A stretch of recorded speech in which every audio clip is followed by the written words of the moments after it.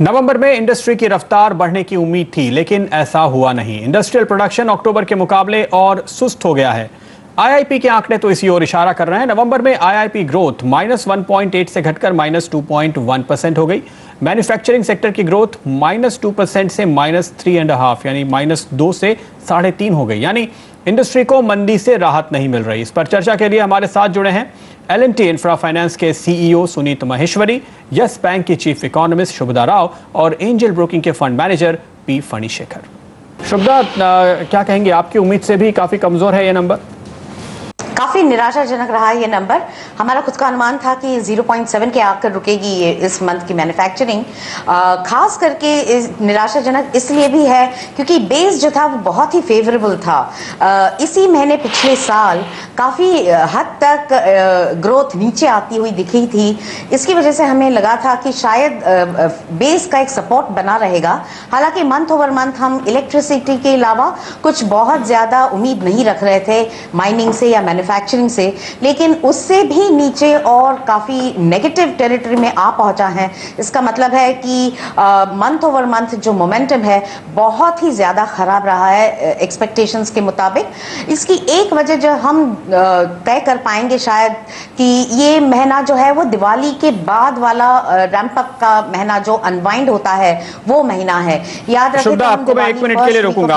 आपने ये जो आर्गुमेंट दिया है के लिए अक्टूबर में इंडस्ट्रियल प्रोडक्शन, माहेश्वरी साहब, कैपिटल गुड्स सेगमेंट ने इस बार कोई बहुत बड़ा झटका नहीं दिया है, ऐसा लग रहा है। साल दर साल अगर आप आंकड़े देखें फ्लैट सा ही है। पिछले साल जिस लेवल पर थे हम नवंबर में, आज भी वही हैं। मंथ ऑन मंथ हालांकि जो 247 पे था आंकड़ा वो आ गया है 236 पे। तो अगर आप मंथ ऑन मंथ कैलकुलेट कर रहे होते तो तकरीबन 4% की गिरावट कैपिटल गुड्स में फिर भी है। लेकिन ओवरऑल अब ये थोड़ा कहीं फ्लैट होता हुआ नज़र आ रहा है। जिस तरह से नेगेटिव 10-15% के आंकड़े देख रहे थे, अब ऐसा नहीं रह गया है। तो क्या इन्वेस्टमेंट कहीं पिकअप हुआ है? मैं आज कई प्रोजेक्ट्स वगैरह का स्टॉक टेकिंग कर रहा था और ये देख रहा था कि ये जो कैबिनेट कमेटी के जो इनिशिएटिव्स हुए हैं जिसमें काफ़ी कुछ क्लियरेंसेस आई हैं, उसका ऑन ग्राउंड अभी असर आना शुरू हुआ है कि नहीं है। उसका ऑन ग्राउंड असर हम देखते हैं कि mining equipment, construction equipment, commercial vehicles में अगर थोड़ा सा पिकअप आए तो हम बोल सकते हैं कि जो ये capital projects, capital initiative, cabinet committee का जो इनिशिएटिव है जिसमें बड़े प्रोजेक्ट्स के ऊपर को क्लियरेंस करने की है, उसका इफ़ेक्ट ग्राउंड पे आना शुरू हुआ है। तो आज की तारीख में उसके ऊपर कोई ख़ास फ़र्क नहीं हुआ है। हालांकि मैं सिर्फ ये कह सकता हूँ कि हमने कुछ रोड के टोल्स देखे हैं तो लास्ट महीने में शायद उनकी गिरावट थोड़ी सी रुकी है। तो वो जो पहले जिस तरह गिर रहे थे वो नहीं गिर रहे हैं। तो इसको एक महीने के आंकड़े पे ये कहना कि ये अब सुधर रहा है बड़ा मुश्किल है। हाँ, मैं शायद ये बोल सकता हूँ कि ये और बिगड़ नहीं रहा। नहीं माहेश्वरी साहब, सितंबर तक हमारे पास जो 6 महीने के पहले छमाही के आंकड़े थे, 6 में से 5 नेगेटिव थे। कैपिटल गुड्स हर महीने गिरता था। बिल्कुल, किसी किसी महीने में भारी 10-12% की हमने गिरावट देखी है। लेकिन आप देखिए पिछले 2 महीने पॉजिटिव रहे एक के बाद एक। पिछला महीना भी फ्लैट है, नेगेटिव नहीं है ऐसा बड़ा। और कुछ खबरें ऐसी आ रही हैं कि कहीं इन्वेस्टमेंट थोड़ा शायद होने लगा है। नहीं तो ये जो खासतौर पे सरकारी कंपनियां काफ़ी इन्वेस्टमेंट कर रही हैं, शायद सरकार के दबाव में ही कर रही हैं। नहीं, सरकारी कंपनी के पास जो स्पेयर कैश था वो गवर्नमेंट का इनिशिएटिव रहा है कि वो उनके पास जो भी कैपिटल प्रोजेक्ट्स हैं वो उस पर स्पेंड करें। और दूसरा है कि वो अब प्राइवेट प्रोजेक्ट्स पे भी उन्होंने क्लियरेंस शुरू किया है। मेरा मकसद है कि ये जो इनिशिएटिव हुआ है ये प्रोजेक्ट कैबिनेट कमेटी का, ये सितंबर के बाद शुरू हुआ है और इसका ऑन ग्राउंड पे असर को कम से कम 6 महीने लगते हैं।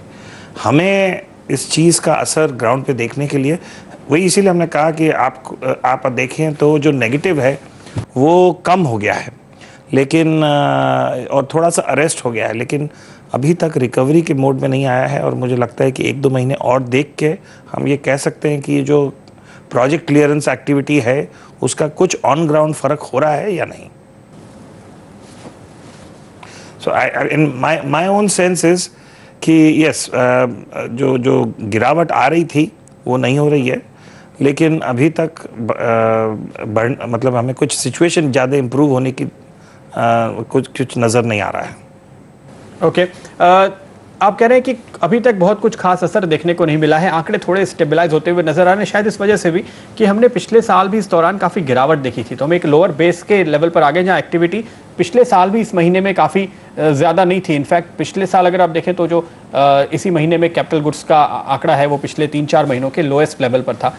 एक शायद बेस भी एक कारण हो सकता है। लेकिन फनी, आपकी राय हम लेना चाहेंगे कंज्यूमर ड्यूरेबल सेगमेंट के ऊपर। यहाँ पे 21% का नेगेटिव आंकड़ा आया है इस महीने के लिए, और सिर्फ इस महीने का नहीं है, वो सीजनल थोड़ा हो सकता है। जो शुभदा शुरुआत में कह रही थी कि दिवाली के बाद एक्टिविटी अचानक से कम हो जाती है, तो लोगों ने बहुत चीज़ें खरीद ली होंगी, लेकिन आप देखिए अप्रैल से नवंबर तक 12.5% का नेगेटिव आंकड़ा है, डी ग्रोथ का आंकड़ा है।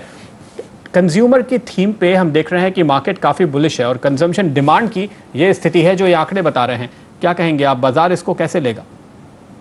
जी, ये तो क्लियर डाइकोटमी है जो मैंने भी कई बार पॉइंट आउट किया है। हालांकि एफएमसीजी कंजम्पशन में ऑफ लेट आपने जो है कंपनियों के नतीजों में भी जो है फर्क देखा है, जिसका कि कॉग्निजेंस मार्केट ने लिया है।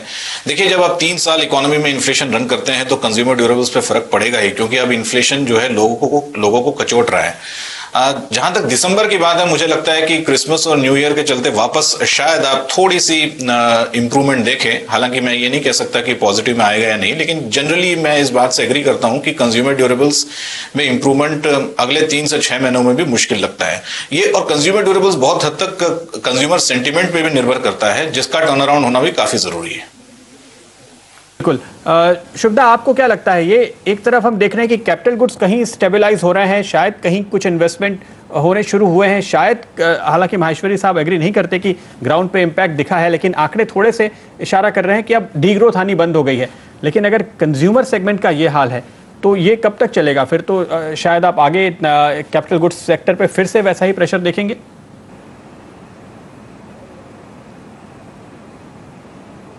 ज़रूर, मेरे ख्याल से ये ज़रूर है कि अभी तक पूरी तरह से वो जो ट्रैक्शन हमें देखना चाहिए था सीसीआई क्लियरेंसेस और अप्रूवल्स के द्वारा जो इन्वेस्टमेंट पे आना चाहिए था, वो अभी तक इतने कॉन्क्रीटली नहीं आया है। लेकिन हम ये देख रहे हैं कि कहीं कहीं कुछ प्रोजेक्ट्स में थोड़ी इम्प्रूवमेंट है, कुछ सेगमेंट्स ऑफ कैपिटल गुड्स में इम्प्रूवमेंट है। तो अगर आगे चल के ये थोड़ी इम्प्रूवमेंट और भी बेटर ट्रेजेक्टरी पे आ जाए तो मेरे ख्याल से आने वाले 3 महीनों में कुछ हद तक कैपिटल गुड्स का शायद और सपोर्ट होगा। लेकिन हाँ, ये जरूर है कि जो हम डिक्लाइन देख रहे थे वो अभी थोड़ी अरेस्ट हुई ऐसे लग रहा है। लेकिन ये एक सेगमेंट है इंडस्ट्रियल गुड्स में, प्रोडक्शन में, जो कि इतना वॉलेटाइल रहा है पिछले कुछ सालों से। अभी मॉस्पी ने भी कहा है कि सीएसओ ने कहा है कि एक better way of calculating capital goods को वो इस्तेमाल करेंगे। तो मेरे ख्याल से जो वॉलेटिलिटी देखने को हमें मिल रही है वो शायद थोड़ी कम होगी और प्रेडिक्टेबिलिटी थोड़ी ज्यादा बढ़ेगी। लेकिन अगर हम पूरी इकोनॉमिक एनवायरनमेंट का एक जो समरी बनाएं तो मेरे ख्याल से अभी भी बहुत ही टेपेड, बहुत ही एनीमिक है। फ्रेश इन्वेस्टमेंट्स को तो छोड़ ही दीजिए, वो तो शायद इलेक्शन के बाद ही पनप पाएं। लेकिन जो एग्जिस्टिंग इन्वेस्टमेंट्स है, ब्राउनफील्ड हैं, जो सीसीआई के द्वारा एक्शन देख रहे हैं, वो भी पूरे इंटीग्रेटेड फॉर्म में मेरे ख्याल से धीमी गति में ही नंबर दिखाएंगे। लेकिन इंप्रूवमेंट जरूर होगी, डिसेलरेशन नहीं होगा, ऐसे हमारा मानना है। लेते हैं यहाँ पे एक छोटा सा ब्रेक, आगे समझने की कोशिश करेंगे कि आगे बचे हुए 4 महीने इस फिस्कल के किस तरह के आंकड़े देंगे। आज हमारे पास नवंबर तक के आंकड़े हैं और आगे बाजार की, इकोनॉमी की चाल कैसी होगी, लेकिन एक ब्रेक के बाद।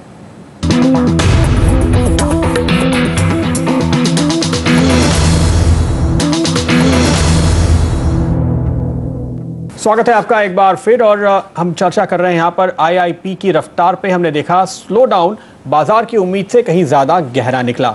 हम उम्मीद कर रहे थे आधे % का पॉजिटिव आंकड़ा आएगा, लेकिन जो आंकड़ा आया है वो दरअसल निगेटिव है। 2% की डी ग्रोथ देखने को मिली है। तो ये जो आंकड़े आ रहे हैं खासतौर पे मैन्युफैक्चरिंग सेक्टर पे, उसमें भी खासतौर पे कंज्यूमर गुड्स और कंज्यूमर ड्यूरेबल सेगमेंट जो हम कहते हैं, वहाँ पे बहुत ही बुरी हालत है। 20% का नेगेटिव आंकड़ा निकल कर आया है। फनी, 2 आंकड़े दरअसल दिन में हमारे पास आए। पहला, हमने देखा कि एक्सपोर्ट की रफ्तार थोड़ी धीमी होती हुई नजर आ रही है और एक बार फिर से जो डेफिसिट है वो बढ़ रहा है, व्यापार घाटा। और उसके बाद अब ये दूसरा आंकड़ा बता रहा है कि जो डोमेस्टिक प्रोडक्शन है वो भी कम होता हुआ नजर आ रहा है। तो बाजार को जिस रिवाइवल की कहीं उम्मीद थी, और ये भी माना जा रहा था कि इस क्वार्टर के जो आपके आंकड़े हैं सेल्स के, वो करीब 6 क्वार्टर्स के बेहतरीन आंकड़े हो सकते हैं सेल्स ग्रोथ के लिहाज से। क्या इस उम्मीद पर हम खरे उतर पाएंगे अब भी? जी बिल्कुल, उस पर प्रश्न चिन्ह लग गया है, लेकिन वहां पर भी जैसे हमने पिछले तिमाही में देखा था कि काफी ज्यादा डाइवर्जेंस होगा, खासकर उन सेक्टर्स और कंपनियों की ओर जहां पे कि एक्सपोर्ट इंटरफेस है। इवन लास्ट क्वार्टर में भी आपने देखा कि डोमेस्टिक फेसिंग जो कंपनियां थी मैन्युफैक्चरिंग के अंदर, वहां दिक्कत आई थी, और एक्सपोर्ट फेसिंग जो कंपनियां थी उन्होंने अच्छा किया था, जिन्होंने ओवरऑल एवरेज को ऊपर लेके गए थे। तो मुझे लगता है कि वही थीम अपना के चले तो स्टैटिस्टिकली जरूर आप हो सकता है कि 6 क्वार्टर के बेहतरीन सेल्स नतीजे प्रदर्शित करें, लेकिन अगर आप उसका ब्रेकअप देखें तो डोमेस्टिक फेसिंग कंपनियों में अभी भी जो है स्ट्रेस आपको नजर आएगा। तो लेकिन अगर मान लीजिए कि इस बार आपको नंबर ठीक दिखे भी, और सही बात है आपकी, केवल 5 कंपनियां अच्छा कर रही हैं और वो 5 कंपनियों के फॉरेन जो सब्सिडरीज हैं वो शायद अच्छा कर रही हैं, क्योंकि अगर आप स्टैंड अलोन ग्रोथ देखते हैं तो 12-13% आ जाती है, जब आप कंसोलिडेट करते हैं तो वो 20% के ऊपर निकल जाती है। ये बात तो सही है, लेकिन जो ये मैक्रो डेटा का ट्रेंड है, क्या वो नतीजों पे इस तरह भी रिफ्लेक्ट होगा कि आने वाले क्वार्टर्स के अनुमान दरअसल आप घटते हुए देखेंगे? जी बिल्कुल, अगर आपको देखिए मार्केट की मूवमेंट को अगर आपने जस्टिफाई करना है, अगर मान लीजिए फ्लोज बढ़ जाती है और इंडेक्स बढ़ जाता है तो उसको जस्टिफाई करने के कई तरीके होंगे और अलग टाइप की जो है एक सेंटिमेंट मार्केट में फैलेगा। लेकिन अगर आपने सही तरीके से लंबी अवधि का निवेश करना है तो आपने जिस तरीके से बताया उस तरीके से आपको ब्रेकअप करके देखना होगा। और मैं इस समय कह नहीं सकता कि क्या मार्केट उस तरीके से देखेगा, क्योंकि मार्केट जैसा कि आप जानते हैं कि कई फैक्टर्स पे डिपेंड करता है, और अगर मान लीजिए कल को फ्लो सुधर जाते हैं तो मार्केट कुछ और थीम को लेकर चलेगा। लेकिन अगर आप इन्वेस्टर हैं और लंबी अवधि के लिए देख रहे हैं तो आपको जो है डिस्पैशनेटली डेटा को देखना पड़ेगा, जो इस समय एनकरेजिंग नहीं है। बिल्कुल, यहाँ पे ये संकेत ज़रूर काफ़ी हद तक कमज़ोरी बनी रहने और बल्कि कमज़ोरी बढ़ने की ओर इशारा कर रहे हैं। शुभदा, अगर आप ये बताएं इसी चीज़ को कि बाजार नहीं पर इकोनॉमी के परिप्रेक्ष्य में जब आप देखते हैं, आपका पूरे साल के लिए मार्च तक के लिए इंडस्ट्रियल ग्रोथ का क्या अनुमान था, जीडीपी ग्रोथ का क्या अनुमान था, और ये आंकड़े देखने के बाद और जो आज ट्रेड के आंकड़े आए हैं एक्सपोर्ट डिमांड के, उनको देखने के बाद क्या आप उनको रिवाइज करेंगी?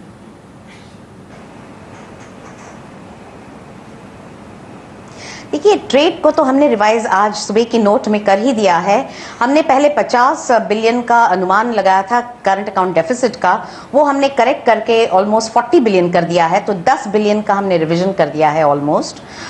तो ट्रेड या करंट अकाउंट डेफिसिट पे तो अभी कोई भी प्रेशर नहीं है, लेकिन हाँ ये ज़रूर है कि अगर हम एक्सपोर्ट्स ठीक ठाक देख रहे हैं और आईआईपी इतना ख़राब देख रहे हैं, इसका एक इम्प्लीकेशन है कि कंजम्पशन बहुत ज़्यादा ख़राब चल रही है अब तक, और इसके चलते हम पूरे साल के जो आईआईपी की जो फोरकास्ट देखें तो ये हमको रिवाइज करनी पड़ेगी लोअर। हमने फ्लैटिश नंबर रखा था, थोड़ा सा हमने रखा था 0.3 के आसपास, लेकिन मेरे ख्याल से अभी ये नेगेटिव नंबर को देखकर हम शायद फिर से आंकड़ा रिवाइज करें मैन्युफैक्चरिंग के लिए।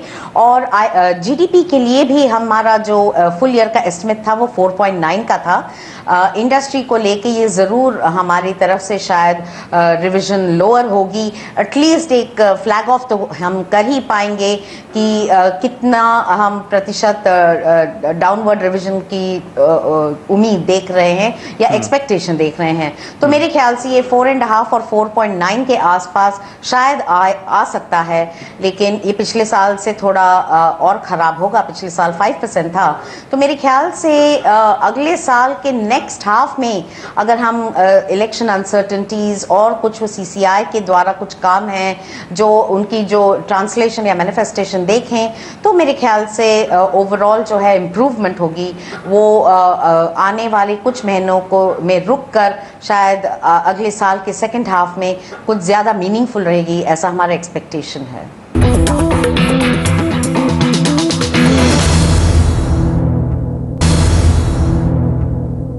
माहेश्वरी साहब, ये भी कहा जा रहा है कि सरकार को अपना जो घाटे का टारगेट मीट करना है उसके लिए करीब 80,000 करोड़ से 1 लाख करोड़ के आसपास उनको अपने खर्चे घटाने की ज़रूरत है। तो जो प्लान एक्सपेंडिचर अमूमन हम देखते हैं सरकार का जो इन्वेस्टमेंट है वो आखिरी 3-4 महीनों में बहुत तेज़ी से पुश किया जाता है। आपको लगता है इस बार वो दरअसल मिसिंग होगा, और उस स्थिति में फिर आप क्या इम्पैक्ट देखते हैं? नहीं, मुझे ऐसा लगता है कि इस बार वो लास्ट ईयर की तरह उतना कटौती नहीं करेंगे, बिकॉज उनके कुछ जैसे गोल्ड इंपोर्ट्स वगैरह के जो हैं कैड में उनको थोड़ी सी राहत मिल रही है। सो शायद cut back on plan expenditure उतना ना हो। हाँ, उन्होंने ऑलरेडी नॉन प्लान एक्सपेंडिचर पे काफ़ी कंट्रोल्स ले आए हैं। सो मेरे हिसाब से इस बार उतनी कटौती नहीं आएगी उस तक। ओके, फनी, आपका क्या अनुमान है कि सरकार का ये जो पूरा टारगेट है मीट होता हुआ नजर आएगा? बहुत हद तक सरकार डिसइन्वेस्टमेंट के ऊपर रिलाई कर रही है, कोशिश की जा रही है कि कुछ नहीं तो एक्सिस बैंक के ही शेयर बेचे जाएं, कोशिश हो रही है कि बाल्को की जो अटकी हुई डील है उसी को पूरा किया जाए। बाजार की स्थितियों को देखते हुए बाल्को के शेयर तो खैर बाजार में नहीं आ रहे, एक्सिस बैंक के ज़रूर आएंगे और आईओसी वगैरह जो कोई और डिसइन्वेस्टमेंट होगा वो मार्केट में आएगा। आपको लगता है सक्सेसफुली निकल पाएगा? क्योंकि हर बार सरकार प्लान करती है, फिर दाम गिर जाते हैं, फिर वो पीछे हट जाते हैं। जी, ऐसा कम से कम 2 बार पहले हो चुका है। लेकिन मेरी चिंताएं अब ये है कि मार्केट शायद इंटरेस्ट रेट्स के बारे में कंसर्न ना हो करके अब सरकार का जो फिस्कल डेफिसिट का जो लक्ष्य है उसको लेके अब शायद चिंताएं जताना शुरू करेगा, और ग्रोथ चूंकि अब 5 के नीचे होने वाली है, इसको लेके भी जो है विशेष चिंता होगी, क्योंकि 94% जो है फिस्कल डेफिसिट हम का टारगेट हम ऑलरेडी रीच कर चुके हैं। अब ये सबके लिए क्लियर है कि सब्सिडी पेमेंट्स जो है रोल ओवर होंगी, सरकार के पास पैसा नहीं है। 40,000 करोड़ का आपने जो है डिसइन्वेस्टमेंट का टारगेट रखा था, बहुत बड़ा अचीवमेंट होगा अगर वो भी रीच कर लें, लेकिन उसके बाद भी जो है डायरेक्ट और इनडायरेक्ट टैक्सेस में शॉर्टफॉल है, तो क्लियरली काफी विषम परिस्थिति है। तो मुझे लगता है कि कहीं ना कहीं जो है कुछ ना कुछ क्रिएटिव अकाउंटिंग का सहारा लिया जाएगा 4.8 या 4.7 के फिगर को दिखाने के लिए, जिसको कि, और इसीलिए मुझे लगता है कि बाजार में इसको लेकर के चिंताएं अब शायद आगे बढ़ने की उम्मीद है, क्योंकि जो अगले साल का बजट होगा इस साल के पेमेंट्स के रोल ओवर होने के कारण उस पर अच्छा खासा फर्क पड़ेगा, जिसके कारण कि अगले साल की ग्रोथ को भी आप कंस्ट्रेंट होता हुआ देखेंगे। तो मुझे लगता है कि यहाँ से रिकवरी थोड़ी सी टफ होने वाली है। रोल ओवर पिछले बार भी हुए थे, तो इस साल जो ऑलरेडी हमारे पास आंकड़े हैं वो रोल ओवर करके उसको इंक्लूड करके आए हैं, तो आप इसको शायद पास ऑन कर देंगे। शुभदा, क्या आपको लगता है कि इस तरह का कोई क्रिएटिव अकाउंटिंग का ही तरीका बाकी बचेगा, या वित्त मंत्री आराम से अपना टारगेट अचीव कर लेंगे? और अगर वो कोई ट्रिक का इस्तेमाल करते हैं तो क्या रेटिंग एजेंसीज उसको देख नहीं लेंगी, समझ नहीं लेंगी?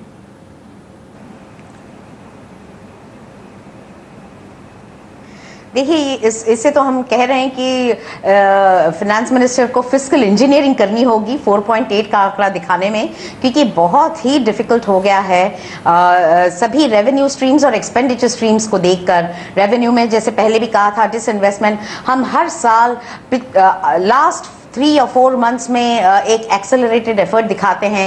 ये कोई स्ट्रैटेजी ठीक नहीं है।